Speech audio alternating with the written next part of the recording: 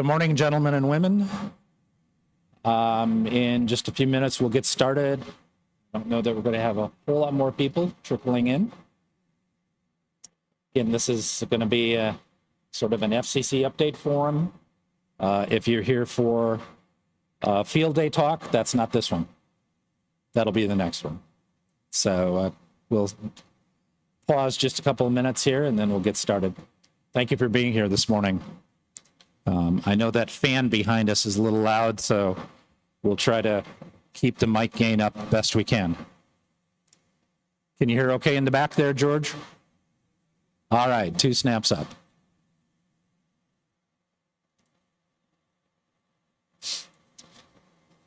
We'll give you some slides to look at. They're basically just bullet or talking points, so don't look for the answers there. In fact, we may have you develop some of your own answers as you're thinking about the content that Riley is going to be talking about this morning.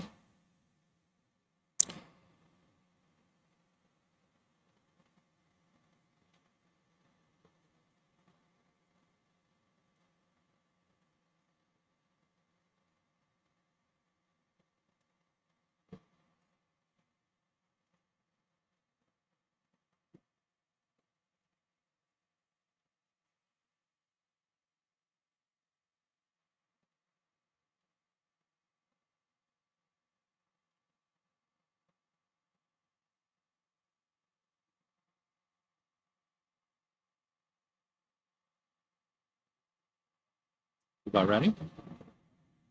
Nope. Probably that big switch over there on the wall.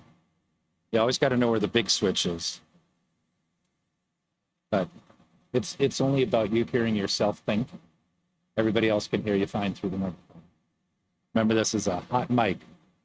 This is a hot mic, so don't say anything you'll regret.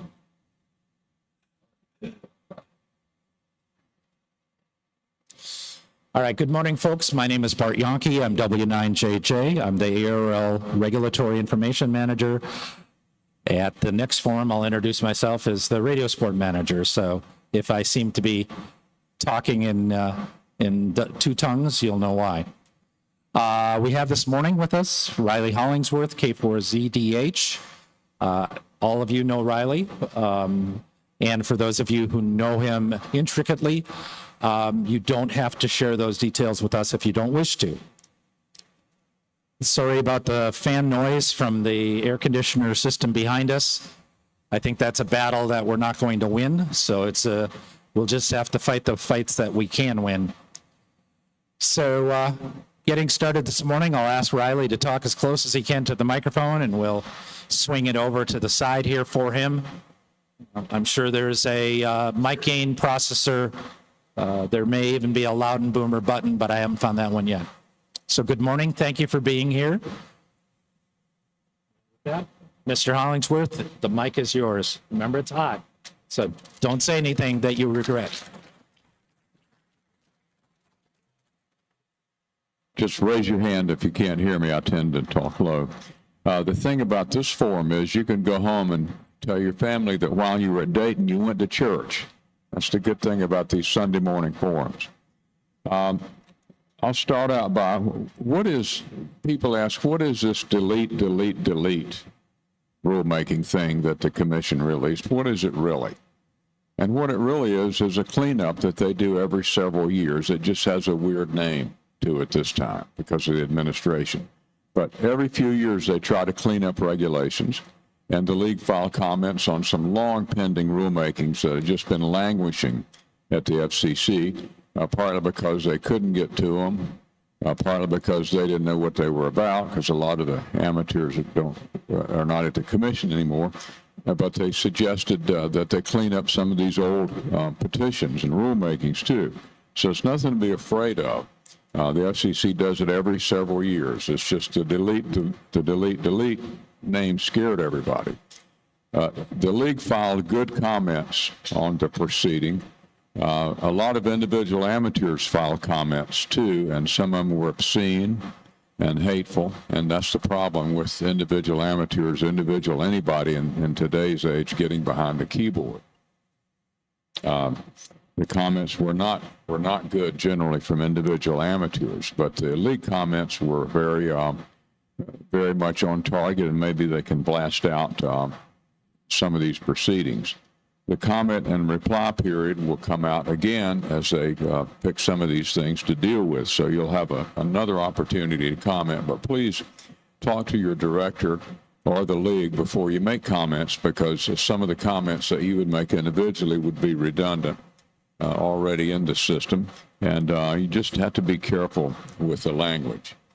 Everybody is hearing about DOGE, Department of Government Efficiency, and so forth, and worried about that in regard to the FCC. I'm not really concerned about it, because the FCC staffing already is down to the 1940s level.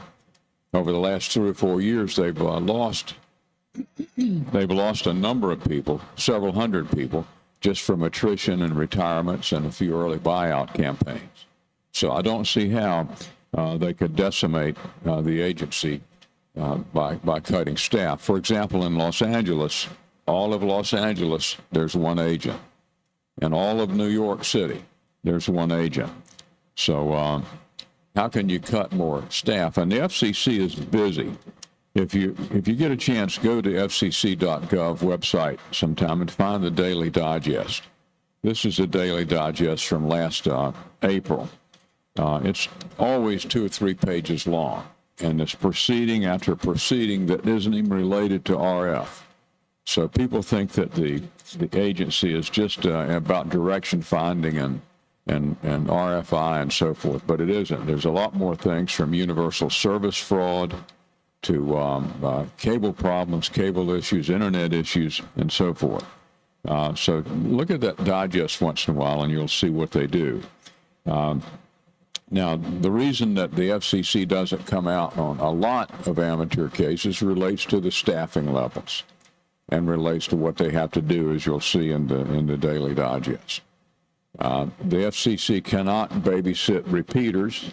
I have a number of people that say, I've been trying to get in touch with the Atlanta office to send an agent out to see where this interference is coming from on my repeater in Georgia. And there are 22,000 amateur repeaters in the country. Every one of them was put up voluntarily. A lot of them are redundant, and the FCC just cannot babysit repeaters. It's up to the repeater owner, the repeater licensee, to do that first and find out if there is any interference or somebody trying to debilitate the repeater, so to speak. I get questioned a lot about what our role is. And our role, particularly in this day and age, is self-policing. And this doesn't mean policing the bands necessarily. It means policing ourselves. And that's very important. Don't join the groups that you find distasteful on the bands, whether it's a net or whatever. Just stay away from them or check out. I've had to give up a few nets that I used to like working with because they got a little bit too embarrassing, too risque for the amateur service. So I just don't do it anymore.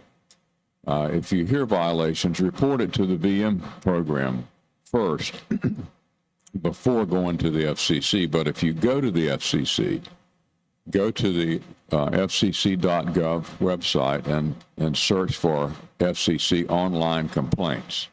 Don't just fire off the nearest an email to the nearest field office or an agent that you know. Go to that website, because that enables the FCC to see what the complaints are and to track them. And you'll get a tracking number, a case number. But first, check with the Volunteer Monitor Program, because we may already have that complaint and we may already be working on it. So always start out first, in my opinion, with the Volunteer Monitor Program. And on the League webpage, you can search the FCC Volunteer Monitor Program. There's a form there that you can use to file the complaint. And we'll tell you if the FCC already has it or if we already have it.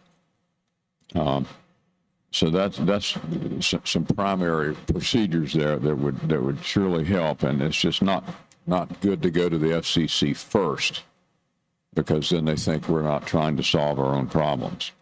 In regard to the VM program, It started in 2020, and we're at 190 volunteer monitors now. And if you read QST every month, online or whatever, and I hope you do, you'll see a report in there every month of the previous month's VM program activities. And just looking at February here, this is an example, a pretty typical month of activity. We issued commendations to operators in California for work in the California wildfires. The FCC, when we set up the volunteer monitor program, wanted us to issue commendations to encourage good amateur operation. A commendation was issued to an operator in Washington for exceptional courtesy in the CW portion of the 40-meter band during crowded conditions, and to a repeater operator in Wisconsin for exceptional efforts to instruct new repeater users on proper repeater procedures. It was also issued to a repeater operator for instructing new users on DMR technology. So in this sense, we're trying to further the amateur radio service. Technician operators in 3 states, Alabama, New Jersey, and New York, were given advisories about the limitations of their licenses. They cannot operate FT8 on 40 meters. Most of the time, that's unintentional or accidental, because in some of the band plans, not this one, this has been revised, but in previous versions of this band plan, when you look at 40 meters, it said novice and technician, CW, and data. And so a lot of technicians said, well, data, that's FT8. I thought I could do that. And I don't think it's intentional. In some cases it is. Maybe they're overly enthusiastic, or maybe they're chasing DX or whatever. But it's not a big problem for this reason. I went over 2 years of advisory notices that we sent out to look at what percent of cases required a second notice, a second advisory. And it was less than 1/2%. And so there are, except for 7,200, which I'll get to in a minute, and a frequency or two on 75 meters, they're listening to these advisories. But less than 1/2% is a pretty good recidivism rate, I think. Continuing on this, an operator in South Carolina was cautioned about transmitting or broadcasting news items that weren't related to amateur radio. And an operator in Delaware, and this happens every couple of months, was reminded about the rule concerning identification and about bandwidth. We have a little problem here with very wide operators, and I think that they're not setting the linear and the ALC correct. That's accidental. In some cases, they deliberately make it wide to block a net from coming on, and that we can't have, but that's pretty rare. And in February, there were 2 FCC meetings, and the VM program got 2 cases that were referred by the FCC to us for evidence gathering, and we completed those cases and gave them back to the FCC. Now, this is a typical month, and this is what has surprised me from the very beginning. For January 2025, volunteer monitors reported nearly 1,500 hours monitoring HF frequencies and 2,200 hours monitoring VHF, UHF, and above. The number of hours that these folks are turning in is just phenomenal, considering the number that we have. That was the typical month, and I've gone over the repeat rate. A number of people ask me, how do you become a VM? Well, you can become a VM just by sending an email and stating that you'd like to become a VM. And if we have if we're full house in your area, we'll take your application and put you in the reserve pool, because we have a small turnover. It's not even 10%, but there's a small turnover every year of volunteer monitors who have health issues, or they move into a restricted community, or they just get tired of doing it or whatever. But it's pretty easy to do, and you just do it as part of your normal operation. And we don't deal with petty violations. If somebody doesn't identify for 15 minutes, we don't worry about that, because it's easy to run a program just to aggravate everybody. If they go 45 minutes or an hour and this is a routine thing and they don't identify, then it becomes an issue. But those are minor things. But if you send an email indicating your desire to do that, I'll send you back the training manual and the procedures about what we do. And if you like that, if that's okay with you, then you take the exam, and we'll put you in the reserve pool. Or in a lot of areas right now, I could use an extra volunteer monitor. For example, in the Dakotas and Wyoming, I have a very small number. They have a very small number of problems out there so it hasn't been an issue, but we like to have more or less a full house. The FCC suggested about 175 would be manageable. So we're around 192, and we'll have a turnover of less than 10% this year, and we just draw from the reserve pool. I'm often asked what amateur radio needs. And what amateur radio needs is the same thing I think that society needs generally, and that is a little more kindness. Amateur radio is a cross-section of society, and this is the sermon part of this morning. Amateur radio is a cross-section of society, and that's always been a strong point. It isn't really in these days, because today's society is rude, obnoxious, selfish, ungrateful, and they'll fight over everything. I know that we must have people that win a lottery and complain about how it's paid out. It's just the nature of our times. And you see people arguing over a parking space at Walmart when there's 100 parking spaces available. But they got rights. And there was a sinkhole in Harrisburg, Pennsylvania last year. And the Red Cross came in and said they would be glad to move out neighbors around the sinkhole who were afraid that it might expand. And there was one neighbor that was just on media raising hell that he wasn't moving. I got rights. I ain't moving. That's the kind of attitude. The Red Cross doesn't make any money by moving these people. They're trying to do them a favor, so let them go in the sinkhole. I mean, that's the way people think right now. And if you look at every radio catalog that ever came out from 1960 to yesterday, there's one common thing that every rig has, and that's a big knob, one big knob. And there's a reason for that. It's the idiot filter.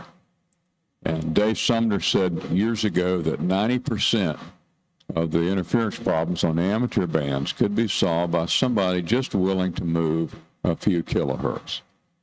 Now, in next month's QST, you'll see that a net was pinged because they deliberately started up on a de-expedition. It's on a rare island, a de-expedition. They knew the de-expedition was on that frequency, but that was their frequency because they've been operating on their frequency for 50 years. And by God, nobody's going to get their frequency. That's not the way we do it. That's why we have thousands of frequencies that we can move to, and we're not even channelized except on 60 meters. But once again, they ignored the big knob. They could have put a little knob there, but every single rig is a big knob. And where you see just a computer radio, they offer an accessory that has a big knob on it. That's how serious they are. There's a reason for that. And they don't just start laughing at the factory and say, hey, let's put a big knob on this one and see what happens. I mean, they put it on there for a reason. So just use it and show a little courtesy and operate as if kids were listening that might be interested in amateur radio. That's all we have to do. Just a little more courtesy. We have thousands of frequencies. We're sitting on billions of dollars of frequencies. And don't think that industry doesn't take note of that. So let's don't do anything to shoot ourselves in the foot, and particularly the next year. Let's stay off the radar screen. Just stay off of the radar screen, because I had 7 warning letters drafted and sent into the FCC to Laura Smith. And I woke up at 3:30 one morning thinking, wait a minute. When she issues those letters, if DOES comes in and says, what'd you do last week? Then she would have to say, well, we issued 7 warning letters in the amateur service. So the DOES person was probably driven to work by their mother. So they don't know anything about RF. They think RF is Wi-Fi. So they're going to say, what's the amateur service? Well, that's ham radio. Well, what's ham radio? What frequencies do they have? Well, they have 500 kilohertz here, 500 there. They got this band, thousands of frequencies. And they're going to say, good God, what did they pay for them? Well, they don't exactly pay for them. They take a test and they qualify for them. So then they're going to say, you mean we got all these thousands of frequencies that could be auctioned because they're getting them for free? And the answer would be, well, most of them are inherently unstable. And that's greatly to our benefit. We're probably inherently unstable, now that I think about it. But our frequencies are inherently unstable, and that's our advantage right now. But there's always going to be somebody that can figure out a way to use them anyway. For example, this high-speed stock trading thing that they've been experimenting with on 20 meters. But I just heard yesterday that the Japanese have invented this fiber optic cable or system that where the speed is in the terabits. So if that's true, maybe high-speed stock trading on HF will be obsolete as BPL became obsolete. I sure hope that that's the case.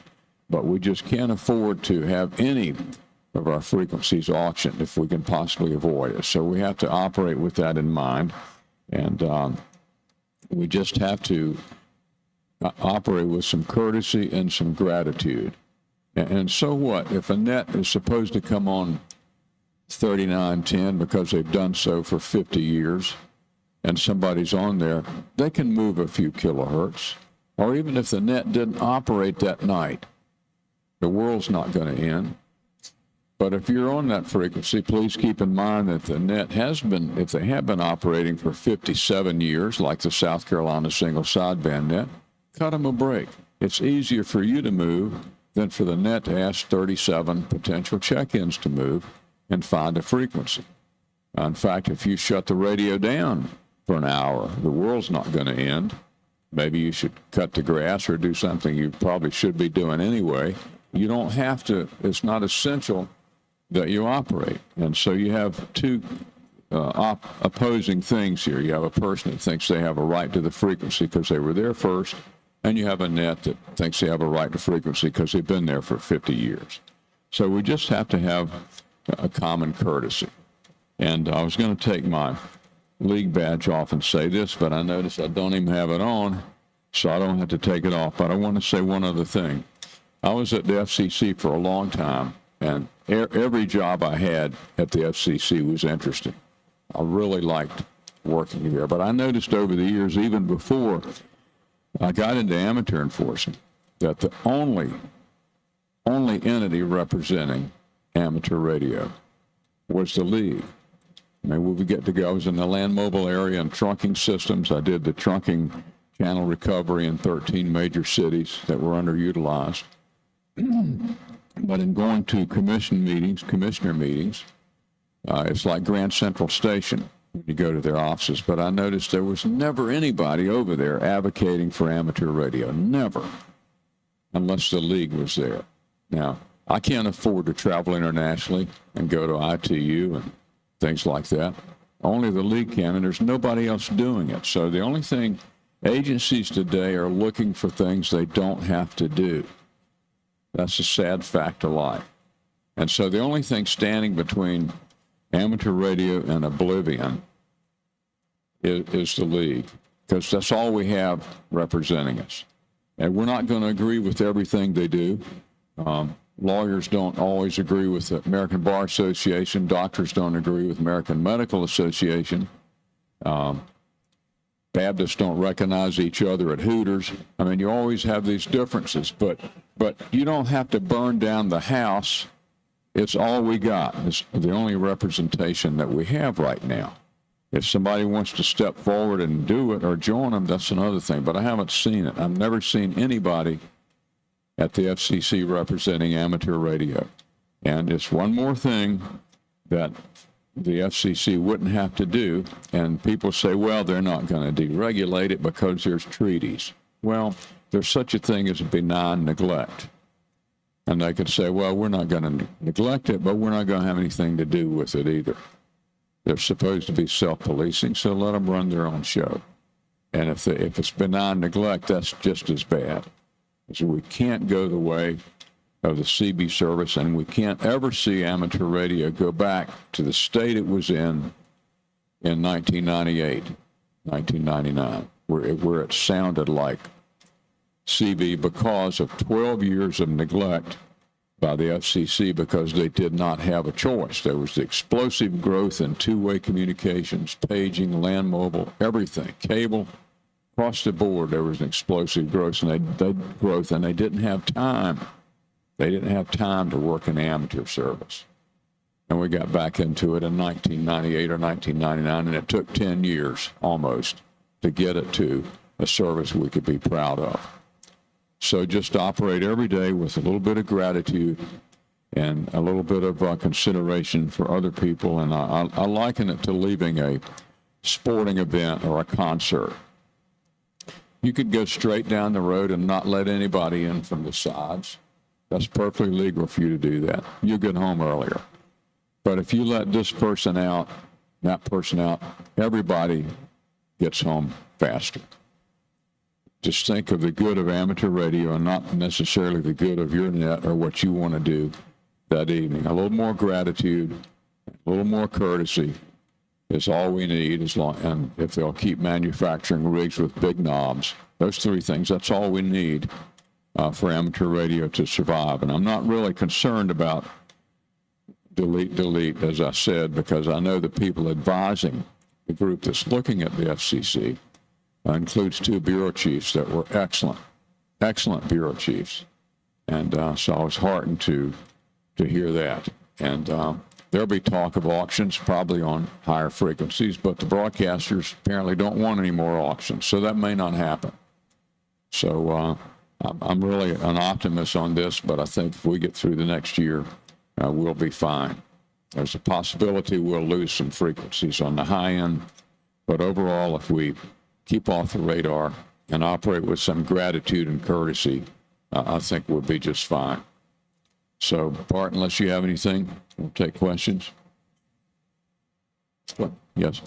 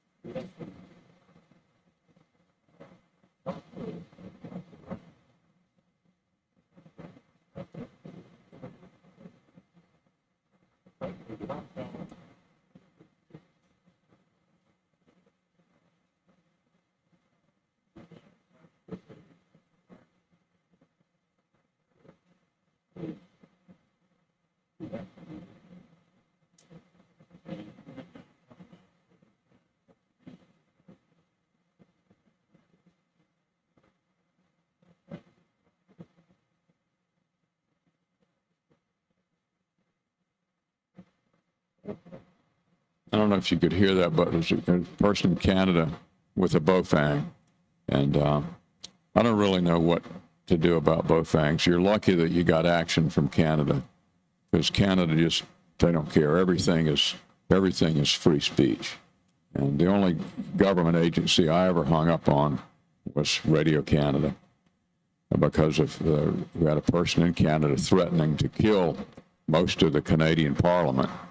And a lot of U.S. senators in Canada just didn't care. It's freedom of speech, so you're lucky. I don't know what to do about bowfang generally because they're so cheap, and you can't police Amazon. Amazon, billions and billions of products. I left out one thing I wanted to mention, and that was 7,200. When I measured the recidivist rate on our letters, I accepted 7,200 because we gave up sending notices to those on 7,200 because those are mental cases. And if you, I wouldn't even listen on 7,200 if I were you, because after my 25-year study, I've concluded that there are 3 frequencies that cause brain damage in our services, and it's 7,200, 3860, and 3927. So don't even listen to them. But we don't issue any more notices. It's the same 5 or 6 people, and they would read the notices on the advisory notices on the air. So that doesn't help the program any. So my recidivism rate is for everything else. The FCC has those frequencies under review. They know the operators, and it's just going to be up to them. And I don't know any more we can do from our standpoint. A lot of interference from Bofang radios, from crane operators, construction workers, and so forth. And we can attack that individually. The times we've written a construction company, they were very cooperative and they changed the radios. But the problem is identifying. That's the big problem. But if you can identify it, and you have to do some legwork to find out that it's a certain construction company, if you can tell us that, we'll contact them. And they honestly don't know it. I mean, they buy these things off Amazon, hand them out to the employees, and they think it's a good thing. They don't know. And some of them are programmed for the amateur frequencies. Other radios like that they've checked were not programmed for amateur frequencies. So I don't know what the deal is there, but that's going to be an increasing problem as the equipment gets cheaper and cheaper. I mean, if it gets any cheaper for those things, you'll be able to get them out of a vending machine. So I don't know what's going to happen with that overall.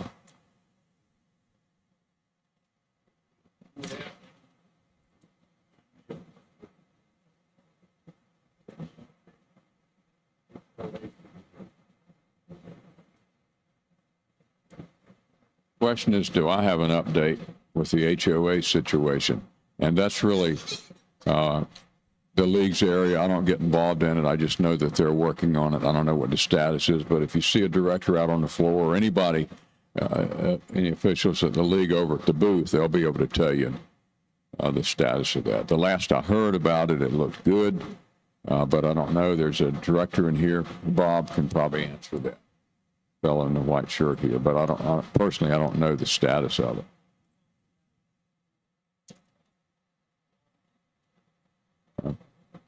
Okay. He said it was talked about at the forum on Friday, but just approach the league and they'll know the status of that. Any other questions? Right here.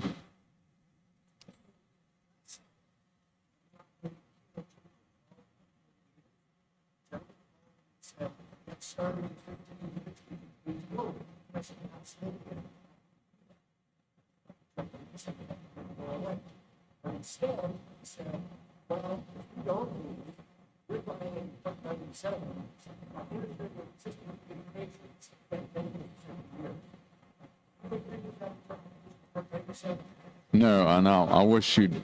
I'd love to have that. Just tell me afterwards. Tell me the net. Just tell me who it was, because they're snatching defeat from the jaws of victory when they say that. So just tell me who it is. I'd love to have a private telephone conversation with them. Don't wait till it happens again. Just tell me who it was afterwards. And I guarantee you it won't happen again. You had one right here?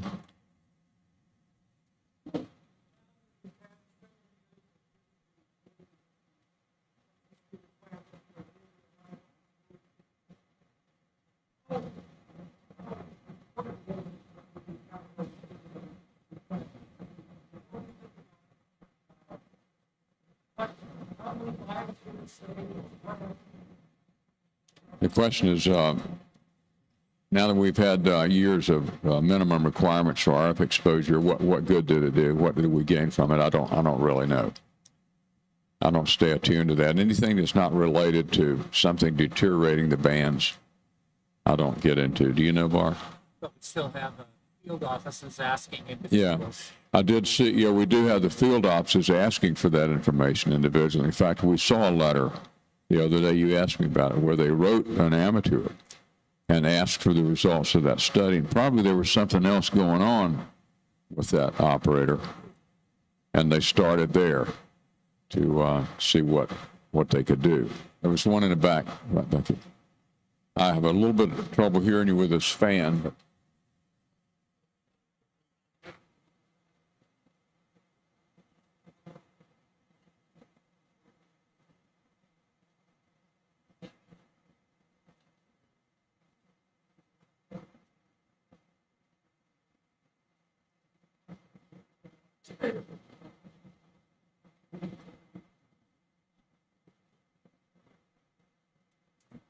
Question relates to repeaters in California.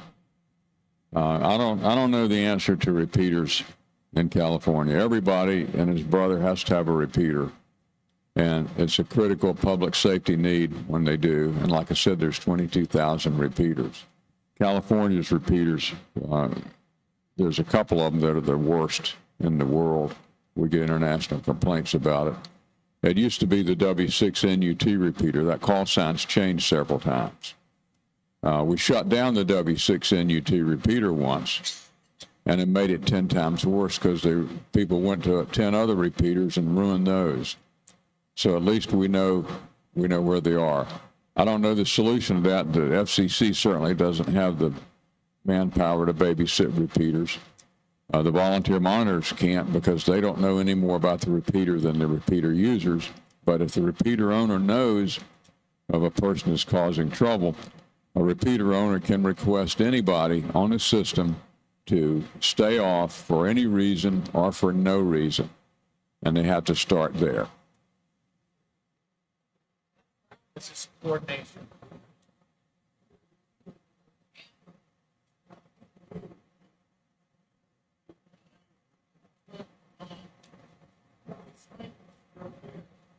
That's yeah, the assignment's still there, even though the repeater's been abandoned. It's a repeater coordination problem, and nobody in their right mind that I know of wants to get involved with repeater coordination.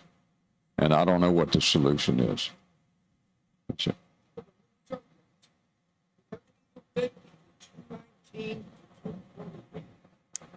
Any update on the 219 to 220 band? So I think the first thing to point out is 219 to 220 was assigned available to amateur radio for repeater linking. And it has been from shortly after we lost the 220 to 222 segment. 219 to 220 continues to be available for repeater linking or for linking systems in general. The government looked to ARRL to collect data on any stations that actually want to establish links in that region.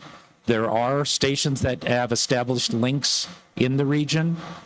You can reach out to my office, regulatory information at ARRL, if that's something you want to establish. If you do want to establish it, one of the requirements is that we have to evaluate the distance between you and inland waterway stations that are actually also occupying that frequency range.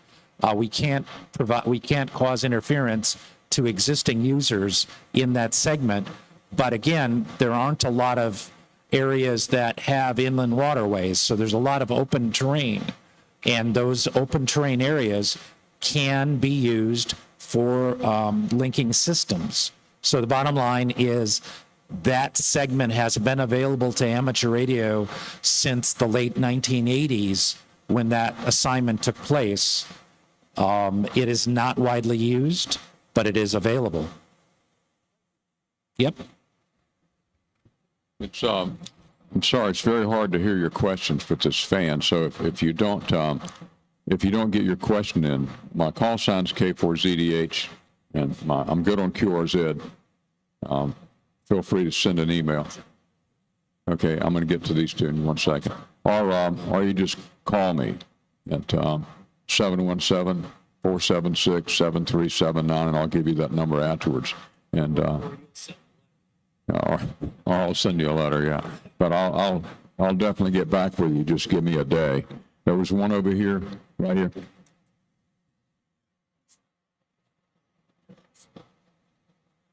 Canadian. That's the one that I hung up on the Canadian government with. That's the one that was threatening to kill half the Canadian Parliament. I don't know if he's still alive. I'm afraid to ask because I don't hear anything. I don't hear anything about him on the air, but that was in all of Canada, they had one problem. So the question is, are they more civilized than us? I know how I'd vote. That's the only problem they ever had. Now, I understand there's maybe one other operator now, but in all of Canada, that's the only problem. But he would come on 20 meters, 14,313, and razz everybody and sit back and laugh. And it's the typical thing about American operators. We can't shut up. We'll take the bait.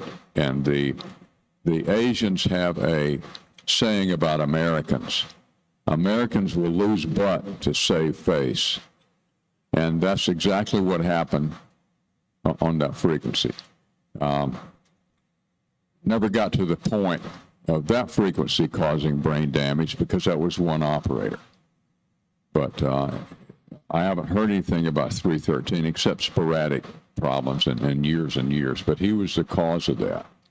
And I know in the CB days, if it were CB, they would have just gone up there and taken care of it. As CBers were famous and very effective for doing. And I always liked the idea that they put 2 pins in a coax, because the person would blow up a rig and then he'd find the pin, put the new rig on there, and it would blow up because there are 2 pins. I always thought that was a novel thing. And sometimes a cable on the tower and dragging that away, that always helped too.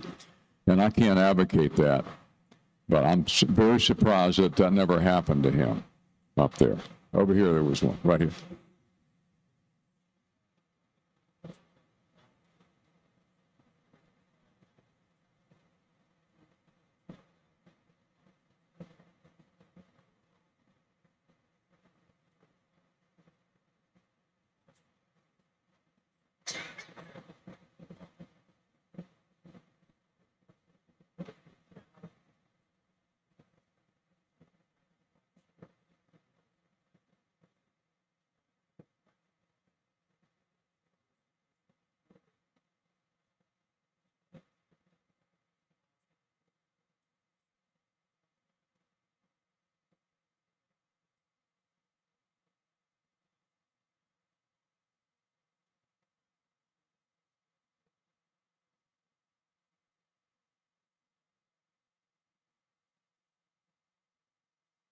Did you say find the distributor or find the user? So,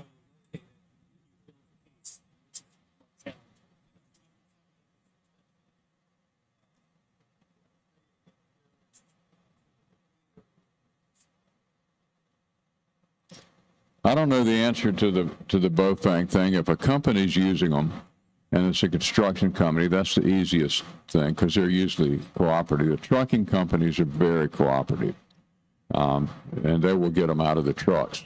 And the reason for that is the trucking companies, they don't want any more federal oversight. So they're extremely cooperative. But individuals, I don't know. It's they're toys, and I don't know what you do about it. so following up on this question is, from the volunteer monitoring standpoint, from the volunteer monitoring standpoint, are you finding the challenge more difficult in locating the source of the problem or in the follow-up to try to solve the problem? Finding it is the challenge. If we can find out who has it, it's usually a company, but if it's an individual and we contact them, a lot of times they don't honestly know. I mean, I've stopped in, when I see a big sporting goods store, I usually stop in there and go look at their radios that they're selling, and in every case I've seen, it clearly states on there on certain frequencies, you have to have an amateur license. But the individuals, they're going to cause problems to a repeater. It's up to the repeater group to try to locate the individual or the company.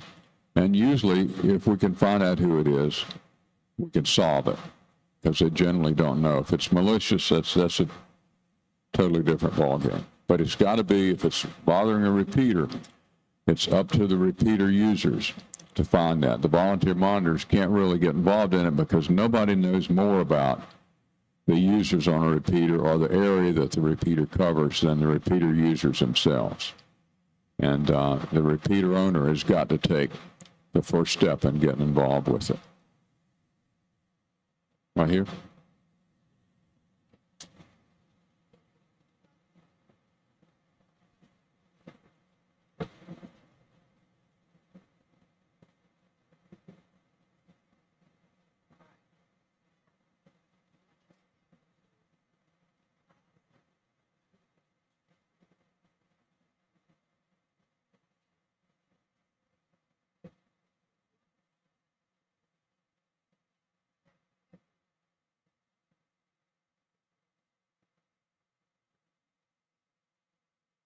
So the answer, first of all, the question was about simplification of the license structure and whether or not having a single class of license may have benefit.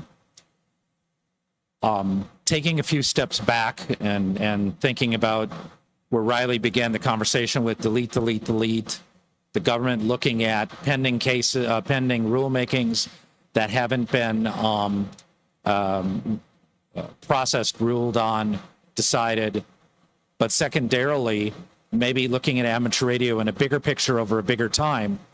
The FCC is not looking to make amateur radio regulation or licensing more complex.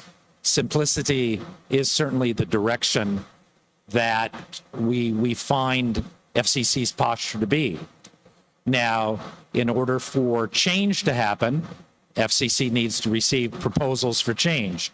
These are people filing petitions for rulemaking, or if you will, submitting formal comments to the FCC either during a regular rulemaking or on their own merits, and saying to the FCC, you know, I believe that the license structure should be simplified. Here's what I would propose. Now, you could certainly file that directly with the FCC. You can file it in reply to certain rulemaking or actions that talk about the license structure, or you can even begin by offering your input to your ARRL division director and saying, I know that ARRL often reviews various issues that the amateur community is interested in change. Here's something I believe is important. Perhaps this is something ARRL believes is important. But we know, for example, as we look forward to our own license structure, that the number of license classes we have today will probably drop. To what extent, it's unclear at this point, but it's not going to get greater. And as we look to expand license privileges, say for technicians, that's a little bit of an uphill battle because FCC would be looking for simplification, not making things more complex. So back to the idea of one license class, this is the kind of thing you can propose, but it has to be provided with well thought out, you know, what would the future hold? How would one license class serve all interests? How does it fit into the international scope of things? Because on the international arena, there are certainly many countries with two levels of license, a beginner and then an advanced. And if U.S. went to a one-class structure, how would it fit into the international arena? You know, how would our license equivalent be used in reciprocity when we travel? How would a traveler from a foreign country, what privilege would they get when they came here? So it's worthy of conversation, and you could certainly advance that, again, either by following up on an existing petition with FCC, creating a new one, beginning with communicating with your ARL director. Maybe it's all of those things. But yes, it's a process. Yes, sir.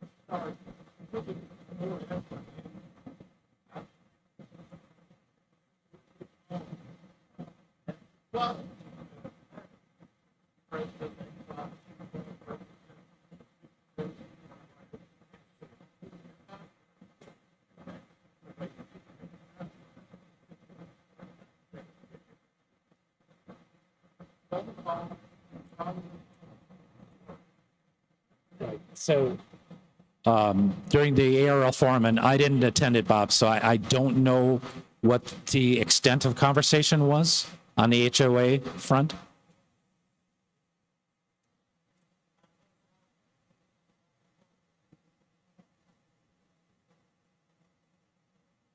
Okay.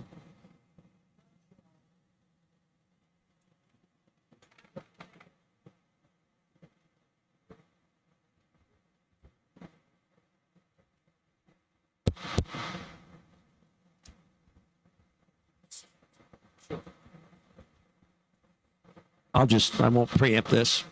It's not 7,200, is it? My name is Bob Familio. My call sign is K3RF. I'm the head of the Legal Defense Committee for ARRL. I'm also director of Atlantic Division. I'm a lawyer, but don't hold that against me, please. Volunteer counsel as well, and I do a lot of HOA defense and that kind of thing. Now, what we're doing is we've had a bill. We've tried it before. It takes a long time to get through Washington. Though you watch the news and you know what a mess things are in Washington right now, get anything done. So we've been slowed down, but we have a good bill. We're pushing it. We're doing what we can. As opposed, the question about when do we get the members involved? Because I agree with you, we agree with you. We have a plan for that. My colleague, John Stratton, the other lawyer director on the board from West Gulf, is really good at lobbying and that kind of stuff, and he has a plan. In Atlantic Division, the state of Delaware, we got 400 and some letters. We're waiting to do that. We would like to give them to our lobbyists to bring to the senators and congressmen that are supporting us so far. They're experts at that, and they say you mail it in, they get lost, and 3 months later nobody knows that you called or that you've got a letter. It should all be done at once. So I don't want to monopolize this, but there are plans. We have some internal disagreement on the board, but that's normal, about how to do this. But we know how important it is to you. We tried this once before with the Parity Act. There are a lot of problems with that act. The bill we have now was thought through for several years before bringing it again. We have high hopes. I'll talk to you additionally afterwards. Thanks.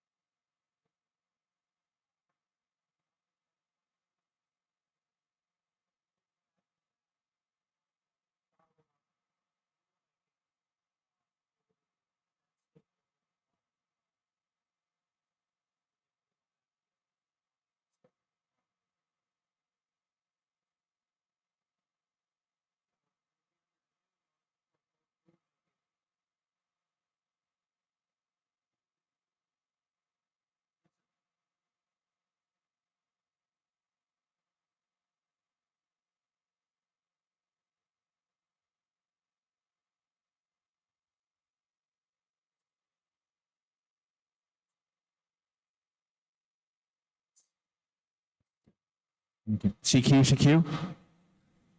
Anyway, okay, so Riley, I'm not sure that this is in your scope, but I'll ask anyways. There's been what appears to be either radar or over the horizon interference. I'm not sure. It's not local, and I'm wondering if you at all get involved with that or how that gets handled, or, I'm certainly, if it's coming from a foreign state, we don't really have much jurisdiction over that, but it appears it's been happening more often on 20 meters. I've heard it. Other hams across the country have heard it. Anyway, just curious if you guys at all even hear that or do any or monitor that or even investigate that.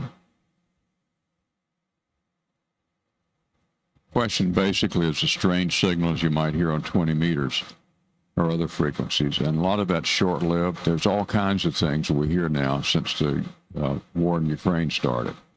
So a lot of times by the time we get it to the FCC, it's stopped or changed, but that's what we do with it. Get it to the field offices, and whether it's over, we don't know what it is. There's, for years there are problems with over-the-horizon radar, but we either contact the league about it or give it to the FCC. But in most cases, it's very short-lived. And I don't know what A lot of it is. Some of it's all unintentional. They're not intentionally trying to interfere with the amateur band stuff. And one piece of feedback we did get not that long ago was that there's a system believed to be in Canada at the present time on limited frequencies. And we spoke to our FCC counsel about it in general, and he was aware of it. And he said this is something that's been passed up the ladder to the appropriate department within the government for additional investigation. So these will pop up from time to time. There are some that amateur radio just isn't poised to be able to do a whole lot about, especially when it's apparent that it is not an amateur-sourced case of interference, and those are generally identified because they're broad bandwidth rather than narrow bandwidth. In the far back.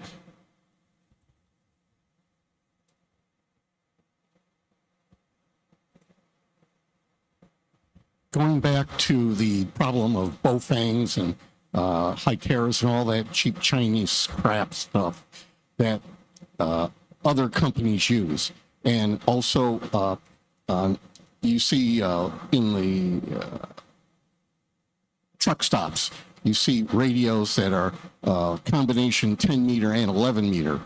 Is there anything in the rules about type requirements that you have to have type approval to be able to sell it? And because of the fact it's crossing between various services, that those things can be stopped from being imported because they're not type approved, type accepted. What is the rules regarding that? Thank you. There are certification and approval standards, and when we see that, we give it to the FCC. That's all we can do. And I know that in years past, you saw some pretty big enforcement actions against Pilot truck stop chain.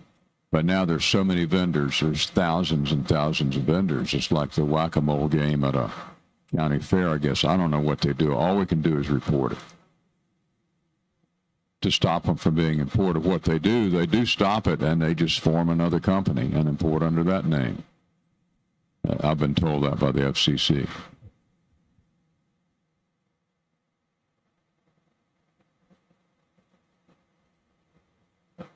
So recently I've noticed that there are digital messaging nodes. I don't know if it's Windmail or other services. And some of these signals come up on top of FT8 segments, either the normal segments that are used or the adjacent ones there's DX in. And they have a quick CW identification on the end. And I contacted one of the operators and I asked him some questions about it. He told me all about the modem he's using, so on and so forth.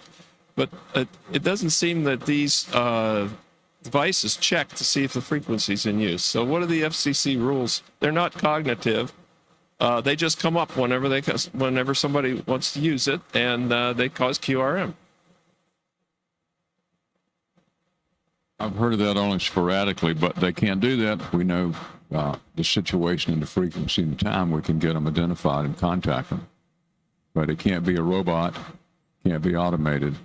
It has to have a control operator and to make sure that the frequency's not in use. You agree with that, Bob? Okay, please. I think I'll take any other questions afterwards because this fan is impossible. We'll make sure that's corrected before next year. Thank you.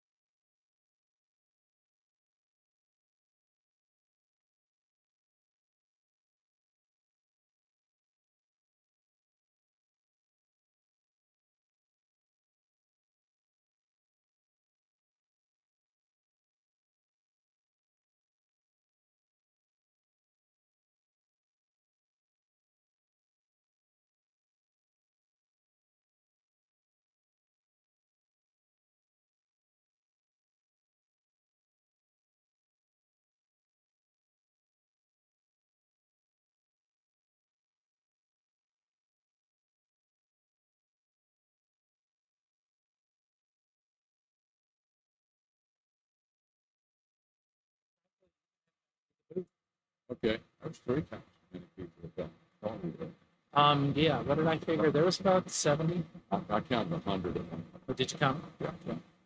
Maybe you counted somebody twice. Huh? Maybe you counted one of the people twice. But it was just under 100. Awesome. I'm going to listen here for Yeah. You got to be a contester to listen to this. Are you a contester?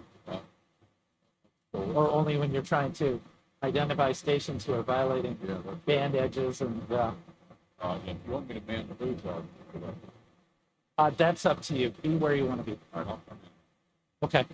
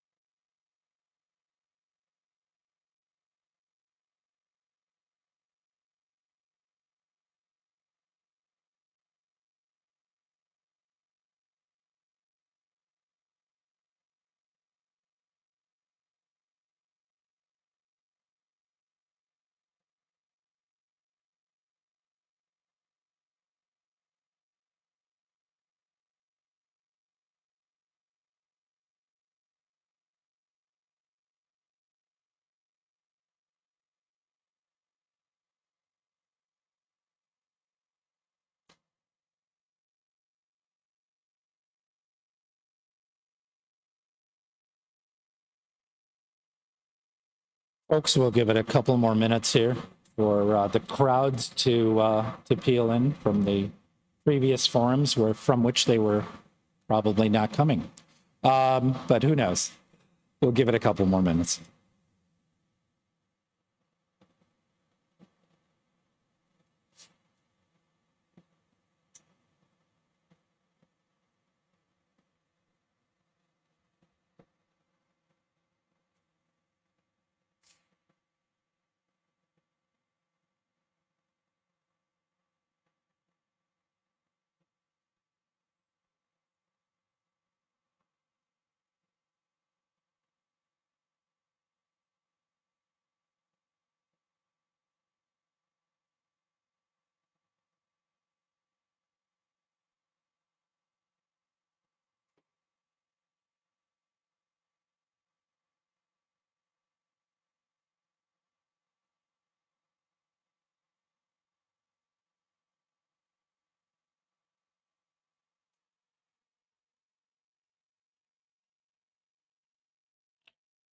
I guess I won't need a microphone, huh? Awesome. I know, I hear you. Well, folks, I guess we can get started. Be sure to take notes. There will be a quiz after this. The quiz will be, if you remember what forum you actually just finished. My name is Bart Yonke. I'm W9JJ. I'm the Radio Sport and Regulatory Information Manager at ARRL. This morning's forum is just a radio sport update on activities in the contest and on-the-air competition programs, particularly those focused with the American Radio Relay League. The radio sport program is something that contributes in many different ways to the basis and purpose and activities of the American Radio Relay League. You may have heard in the previous forum Riley talking about our precious allocations and the fact that we need to demonstrate that we're using them. We need to show that we deserve to have the allocations that we enjoy. And one of the ways in which we promote that activity is through on-the-air contests, QSO parties, special events such as rookie roundups.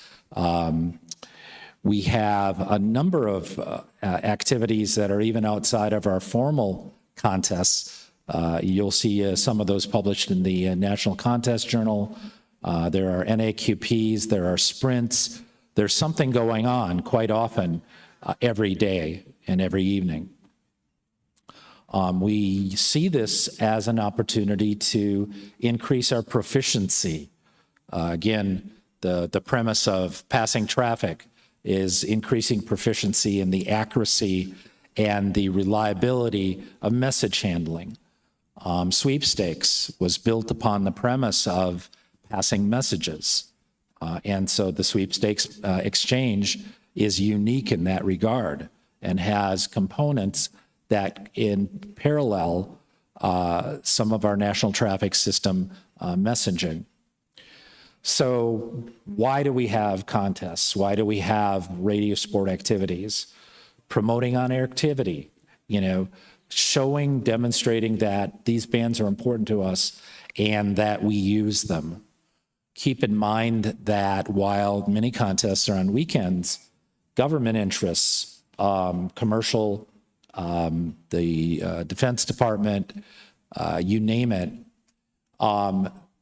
don't be surprised that they're not looking at our spectrum with spectrum analyzers, perhaps during the week, and looking for opportunities for band segments where they could consider seeking allocations themselves, whether they're temporary, whether they are experimental, et cetera.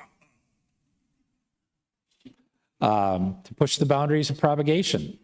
If you've, whether it's HF, and obviously over the decades, we've been able to demonstrate what can be accomplished on a given band, during a given mode, during given time of day, or of month, or of year, or of the sunspot cycle. Challenging ourselves to build and improve our own stations. You know how you did in a particular contest. If you were in the traffic handling programs, what do you need to do to increase your signal to a particular direction to be able to communicate more effectively with other people participating in your nets, perhaps as net control or perhaps as a participant on the opposite end of the state. Providing and encourage competition. Activity drives activity, competition drives competition. Again, if you see how one particular station is doing and you have an idea of how his station is equipped or what his or her skill set is, you may decide that you want to find out more about what tools or what practices that person engages in. You may decide that you want to participate with a group that is involved in a competitive activity. Strengthening our readiness for public service. I mean, in part, what else is amateur radio about? We are looking to demonstrate that in time of need, we're ready. With the hurricanes and hurricane that affected Puerto Rico not too many years ago, not only did Puerto Rico need support, but they actually needed communicators, and ARL pulled together a force of 50 and deployed them to Puerto Rico with equipment, gear, generators, and operators that would be capable of very effective, very rapid communications to help them in their time of need. It was the first time we did it in that form. I can't tell you what we did in decades ago, but you got to believe that ARL has recognized over the years and redirected resources to help where help was necessary. Use of our valuable frequency allocations. Again, I was just talking about get on the air, show that these frequencies are meaningful to you. Again, some people do it as participating in nets, some do it in contests, some do it in rag chewing with their friends, some are chasing awards, and those awards just aren't digital. They are many people using a multitude of different modes of data or audio. They are all fair game, and clearly our demonstration of these various modes shows that we are knowledgeable of them and can continue to show that if those modes were needed, that we could bring them to the table and use them. Enhancing international goodwill. I mean, it's at our basis and purpose. And international communications demonstrates so many different things, including ability to communicate health and welfare traffic when a particular part of the globe has been hit by a natural disaster. And finally, just getting on the air and having fun. I mean, how many times have you thought, I've had a tough day, I'm going to go and either listen to the radio, get on the radio, maybe participate in a net, maybe you've got a schedule with a friend or a loved one, but having the radio available, your station's ready to get on the air, turn it on, make contacts, it gives you a self-awareness and self-esteem of sorts in knowing that you're able to continue to communicate with the benefits of these frequencies that we've so graciously have access to. In the ARL's program, we have 15 primary contests and then 9 other operating events as well, some of which that I mentioned in brief. In those primary contests, some of the examples of them are these plaque programs, November sweepstakes, RIDI Roundup, the International DX Contest, CW and Phone, our International Digital Contest, and our June VHF. And those are just the ones that have plaques. When you look at the calendar and we lay it out by month of activities so people can figure out what would they like to be participating in. Do they make plans in October for what they're going to do in January? But again, we have a full slate of contest operating events, some of which people say, hey, why isn't there a free weekend? How come amateur radio contests take up my weekends? And it's sort of a twofold answer. One is because we want to demonstrate that we appreciate these frequencies and we're going to use them. The second part is that we provide a safe haven for people who don't want to contest by keeping the work bands not part of the contest program. I don't know how well those graph images come through, but you will see the sort of the gambit of those events that I described earlier in the volume of logs received based on chronology. So as we look from left to right, you're going to see in the first grouping The first bar for SKN or straight key night is 2017, and the farthest right is 2024. So straight key night, RIDI, January VHF, ARLDX, phone and CW, the International Digital Contest, which began only a couple of years ago, June VHF, Field Day, as well as then IRU 222 contest, 10 gig contest, September VHF, EME, sweepstakes, 160 contest, and the 10 meter contest. So you can tell from each one of those groupings, and then based on year, how the volume has been for logs received. And when you look at things like the ARLDX contest and also the 2020 Field Day, you're looking at over 10,000 logs submitted by participants.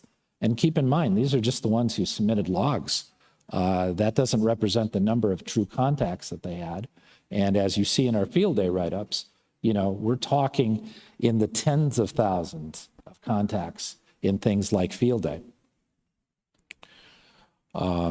So ARL has to allocate resources. And so as we do that, these are a sort of a description of how those resources are dished out based on the amount of time that it may take to adjudicate an event, what resources may go into the process of generating check logs. When it comes to Field Day, we published the results in December QST, but there's so much going on with the submissions for Field Day, including a 30-day window, which people have to make their online or paper submission. So this just gives you a general idea of the ebbs and flows of what it is that the ARL contest branch sees as from our primary events. In looking at VHF alone, you get a general idea in the table on the right of that first vertical bar is what we see in the number of logs of January contests, generally about 750 logs. By the time we get to June VHF, it's already in the 1,300 log numbers or tallies. 222 and above is not as active, and I think we're going to want to look at that as we continue to move forward, as that's approaching in a few years will have been introduced for a total of 10 years. We're always looking for feedback on what sort of things can we do to encourage more participation. And keeping in mind, many of these contests benefit from simplex contacts, people who have FM transceivers, HTs, you name it. And a lot of groups, including Rochester VHF UHF Society, will have focused events on just getting people to put their FM gear on the air. We mentioned 10 gigahertz contest, which is in the approximately 180 to 200 logs. 10 gigs is just an amazing band for those who use it. They will occupy 2 full weekends of activity, and they travel, operate from multiple locations. They can move and operate and make contacts again, so it's a cumulative effort. September VHF, not quite as strong as June, but nearly 500 logs in the back in the 27 event, all the way up to near 700 logs this past year. And finally, the EME contest, which is showing some growth and strength. Some of that is due to more portable operations. You guys may have seen something in the amateur media about the fact that there are people involved in Moonbounce now who have portable dishes. They take it on the road. They activate rear grid squares. They activate rear states. And it's helped contribute to the growth of Worked States Awards for bands like 1296, 902, which has recently had a growth in the number of WASs that it has issued. We just had, not that it's in this graph, and you probably saw in the amateur media, 2 new WASs issued on the 630 meter band to NO3M and also to W0SD. Behind the scenes, again, there's a lot that goes on. People wonder, well, how come we can't release the results quickly? Well, there's adjudication. There's a period of time before the log's deadline reached. Once log deadline is reached, we have log checking software and log checkers that go through and do a deep evaluation of all of the submissions. As many of you know, there are log checking reports that are available to you, and you can use those to evaluate your performance. What things can you do differently to increase your score? So it gives a very detailed breakdown, which is very valuable as you look forward, either based on a given contest or based on how's my overall performance, overall contest, or quite frankly, in the last contest. Log collection database management is another part of it. All of these results are published. We generate CSV files and put them out there for people who actually want to import all of the data and do a self-analysis. We do have formal write-ups, as you see. They're on the web. The information in QST are just thumbnail results, just to continue to mention to people either announcing that a contest is going to happen or announcing that the contest has completed, and here's a 2 or 3 table listing of those people who were the most successful in the event. The ARL International DX contest, digital contest, as well as the 222 and up contest are looking for authors. Essentially, we're looking for people with knowledge about those 2 events who wouldn't mind taking a stab at doing a detailed evaluation of the event, bringing some color, flavor, flamboyance into the write-ups. We do, and Paul Bork, our contest program manager, does a number of different contest write-ups himself. He also relies on many outside authors.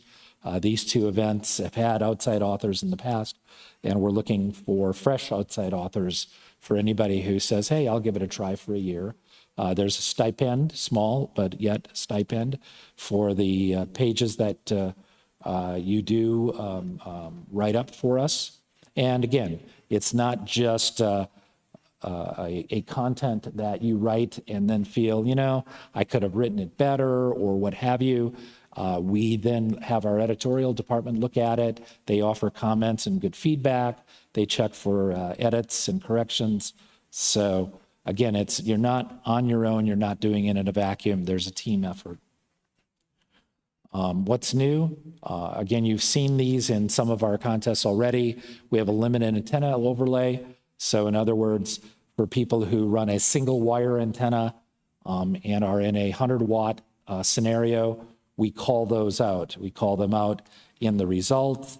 We have starbursts on their certificate that say limited antenna, so they can actually see that on their certificate. We have a youth overlay, so 25 or younger participants will also have that recognition both in the results and in the certificates they receive. In the 10 gigahertz and up contest, there's been some modifications to the rules. Minor, but nevertheless, we have our contest advisory committee, and they have a VHF subcommittee as well.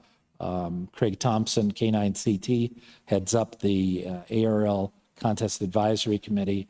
As you, in any event, think of things that you think would benefit the contest, make a stronger contribution to either the operation of it or how we might better describe the results, drop us a note. We'll certainly pass that on to if the committee is involved, we'll pass it on to the committee. But generally, when there's changes in our current realm of these events at a VHF level, the VHF subcommittee of the CAC actually provides that to us.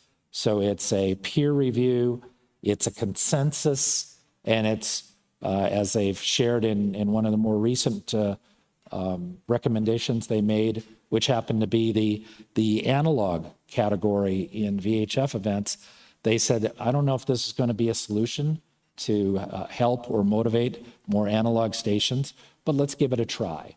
So that's a refreshing approach to how events have been carried out. You know, some people feel I don't want to participate in ARL contests. It's the same old contest for the last 25 years.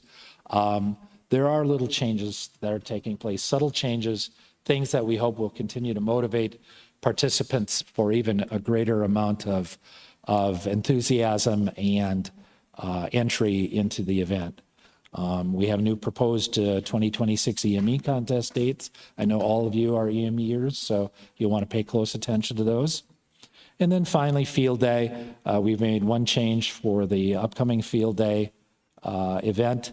And again, these changes aren't arbitrary. We have a Programs and Services Committee that receives input from the community. And one of those that they felt strongly about was, why not allow a single transmitter Class 1A station to also have a GOTA station? So we said, okay, let's give it a try. Failure only happens if we don't try it. We talked about the EME contest date, 4 weekends starting in August. One of the challenges we face, not that all of you EMEers know this, is that we have conflicts internationally on certain weekends.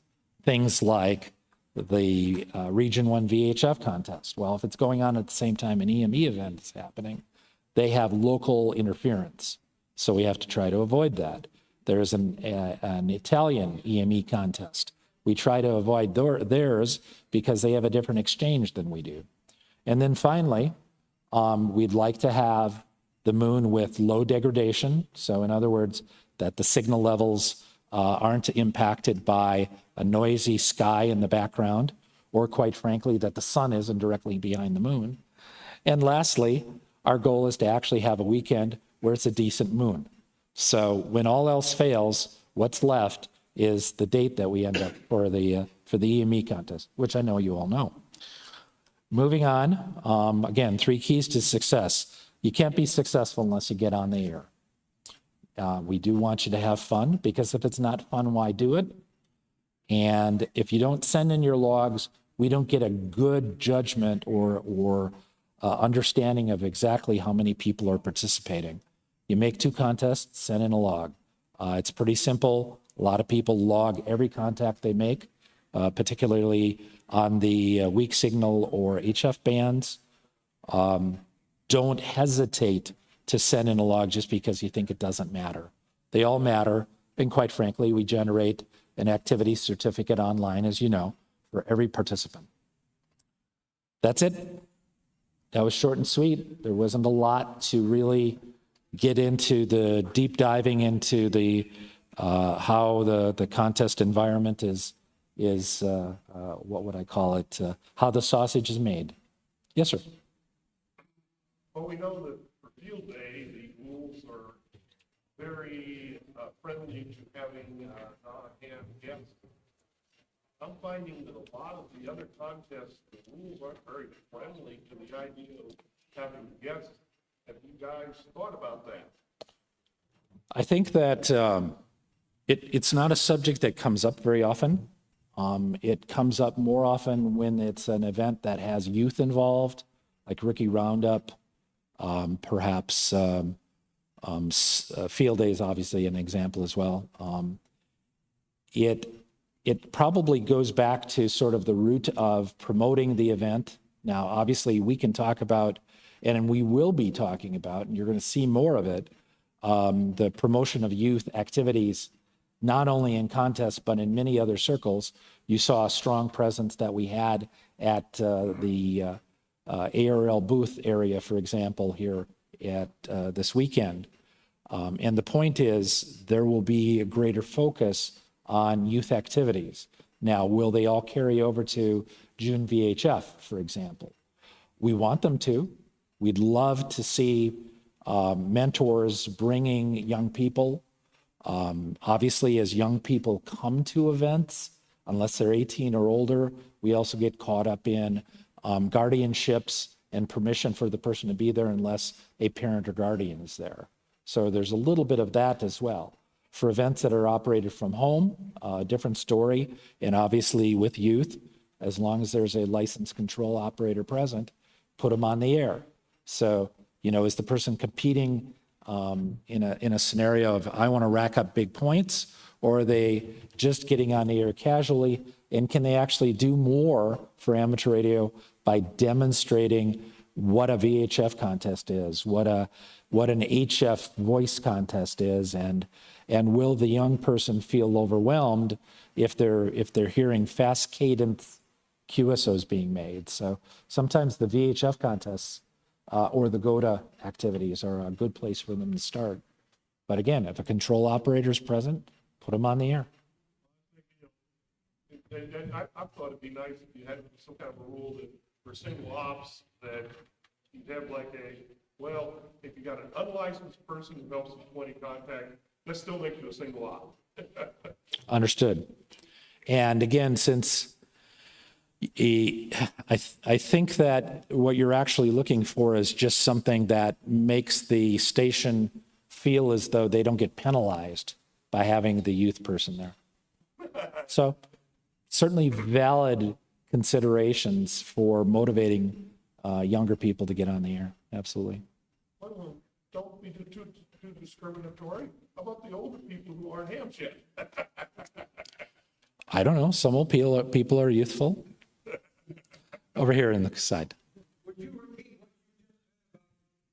a change for field day? Sure. So the one clear change for field day is in the past, in order to have a GOTA station, you had to have 2 or more transmitters. Now it's not restricting you to 2. You could be a class 1A station and still have a GOTA station. So if you had read the rules last year, it said you must have 2 transmitters or more to have a GOTA station on the class A. Now it's not restricting it to 2 anymore. You can simply have 1. Yep. Anybody else? Questions? Field day. Everybody's ready for field day. It's coming up. Awesome. Plan your work the plan. One of the things that we sometimes hear, it's not very, very often, but you will find feedback at times from younger members of clubs or of the community who feel uninvited or a bit disenfranchised, or are members of the club and they just don't feel like they're part of the fold. And one of the things I think clubs might consider doing when they're figuring out who's going to do what as a part of a field day setup, to actually have an assignments list, and as they're going through, to identify an activity that a youth person, a younger person, a newcomer could actually be assigned to, because they're not going to necessarily always just offer to do it themselves. They might be a little shy, or may feel that there is somebody who's always responsible for it. I certainly can't take that person's place. I think they have to give thought to that the group actually think about assignments, and as they have newcomers or people who haven't done a particular part of their field day activity previously, ask them if they would mind being that person. Would you take on this role? And sometimes they need to have help. And then you ask, hey, if this person helps you, would you mind taking on the role? So sometimes they just want to be asked. And they don't necessarily always get the chance or feel strong enough about saying, at one of the various phone stations, if there's multiple band phone stations, they'll stand and watch for a long time, but they won't say, would you guys like to take a break? Do you need somebody else to step in? They'll sit there and stare at them for 10 hours and never get a chance to sit down at the mic. One thing our group does is we have actually literally hats for certain people who are in charge of various things. And the person who is in charge of guests and new people has a yellow hat. There you go. And so if you're anywhere in the field day area, You can see him. got a new person who's asking questions, and I talk to somebody, see the person in the yellow hat. Yeah, absolutely. It helps a lot. Or especially if you're nearest that person, whoever that is, and let's say it's a served agency representative who just happens to show up. They were invited. They came to the lot. They walked in. You got an idea who they are. That your team recognizes that if you see somebody like that who has come to the site, meet them, greet them, and walk them over to the person in the yellow hat, so that they don't have to try to figure it out on their own. Or feel as though. The yellow hat helps you find them. Absolutely. Absolutely. So there was something else I was going to mention too about operating. Schedules. Sometimes schedules for certain activities are very helpful at field day. Now, granted, it might be the middle of the day on an HF band, and you might not decide to put the newcomer on if again, some groups do this as a contest. And they might not want to put the newcomer on the hot band right away. And the newcomer may not want to be there, may not feel they can keep up. Have volunteer loggers for some of the newcomers. It's one thing to be on the microphone. It's another thing to be on the microphone, running the keyboard, running the VFO, trying to remember if the duping program actually is up to date, and many of them are, because they may not understand that the duping program is showing them this person has already worked on 20 phone. So they're in a learning curve, and this is where it may help to have somebody who's alongside of them, serving perhaps in a logging capacity or mentoring, or the same, a little bit of the same. So again, mentoring goes a long ways, and that's something, regretfully, I think our hobby has softened on over the years, is somebody willing to just take a young person and lead them to a greater level of knowledge. Yes, sir. Any consideration for a 160 phone contest? None. Why? Because nobody has expressed interest. So And if you volunteer to be in charge of it, they're going to be a lot more interested, right?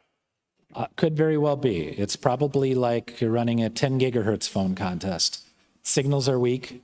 The number of stations to be work is sometimes challenged, but it doesn't mean that it's not possible. And in fact, the place to do it is to draw up, without too much detail that you may or may not have, a proposal, submit it to our contest advisory committee, Craig Clark, or send it to headquarters. We'll send it to them, and we'll let them evaluate it to come up with, is this viable? Is this something that should be run every year? Is there going to be a time of year that, I don't want to say time of year, is there a weekend in which it could be run that doesn't conflict with other activities, either domestic or internationally? One of the things that the CAC is going to look at is the perpetual calendar that's out there that WA7BNM puts out. And that's, he does a great job. Bruce is the epitome of a volunteer. And He's a wonderfully nice person. And Yes. You're dealing with him and dealing with problems. exactly. And, it's not about the calendar. He does many, many things for us in our program. Anybody else? It's short and sweet today. I know we're winding down Sunday of Hamvention. Thank you all for coming here. Thank you all for coming to Hamvention. Look forward to seeing you next year. I'm sure we'll have a similar roster of forums and hopefully some new data to share. Be safe out there. Stop by the booth. I think we're kind of winding down, but we're happy to see you visit. It's our opportunity to see our members. Yes, sir. None stupid. I don't take stupid ones. 2. Forum 2. Now, if you thought you were in Forum 1, then you're actually in the wrong topic.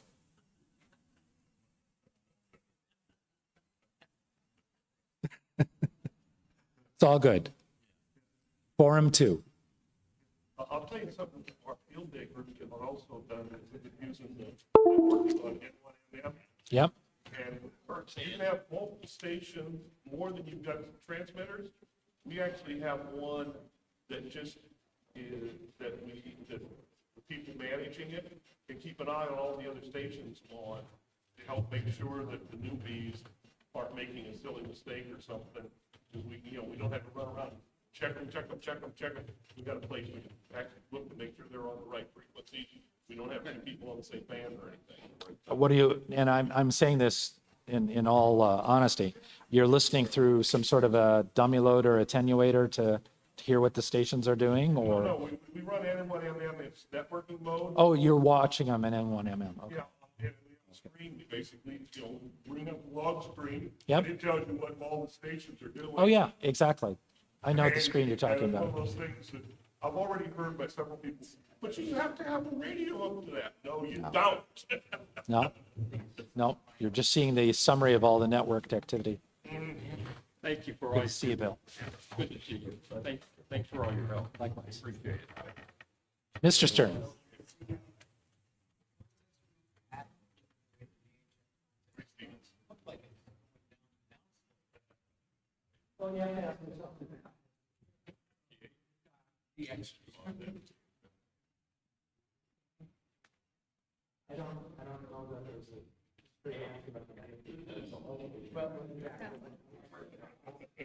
CQ is separated. And I don't even know if I like it. It's happening now, nobody gets inside. My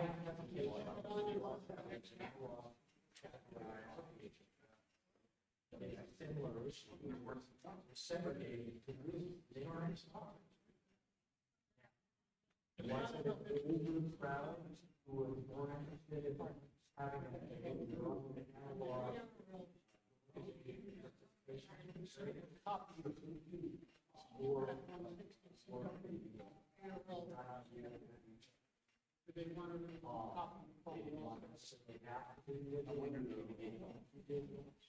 but they now created this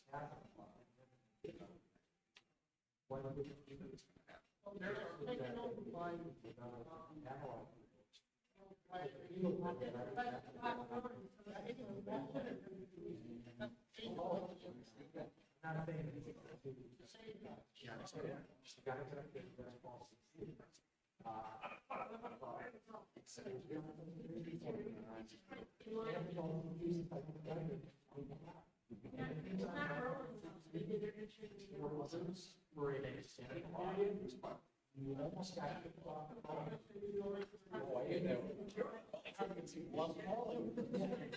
they're hoping out to hear the station, but they can't hear them because they're calling. And of course, there's a little bit of turn the knob, calls you 500 I'm finding my we just going to side like and you find what are they